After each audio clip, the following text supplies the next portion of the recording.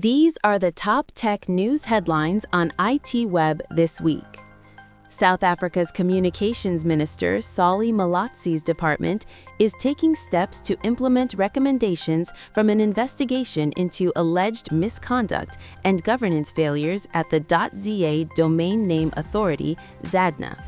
Consequently, CEO Molehe Wesi has been placed on precautionary suspension amid concerns over policy gaps, weak oversight, poor cost discipline, and excessive use of company resources, including significant credit card spending in the 2024-2025 financial year compared to the prior year. Meanwhile, the local IT channel is preparing for a new round of PC price increases and shipment delays. This is due to ongoing global supply chain pressures, including constrained component availability, volatile shipping costs, and currency uncertainty, which are already elevating procurement prices and could further slow technology refresh cycles amid uneven demand. In corporate news, Capitec has appointed Andrew Baker as its new Chief Information Officer, succeeding Wim de Bruyn. Baker, who previously served as Chief Technology Officer, brings extensive data and technology expertise, along with a proven track record of client-led innovation during his 4 years at the bank, positioning him to guide the next phase of its technology evolution.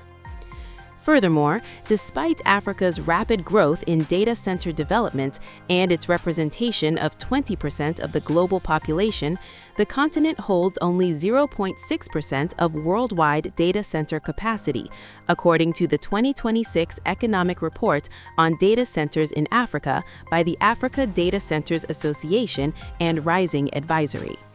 In contrast, the U.S. accounts for about 45%, while Africa's active capacity currently stands at 360 megawatts, with 238 megawatts under construction and 656 megawatts in the pipeline, meaning expansion is expected to merely maintain rather than boost its global share.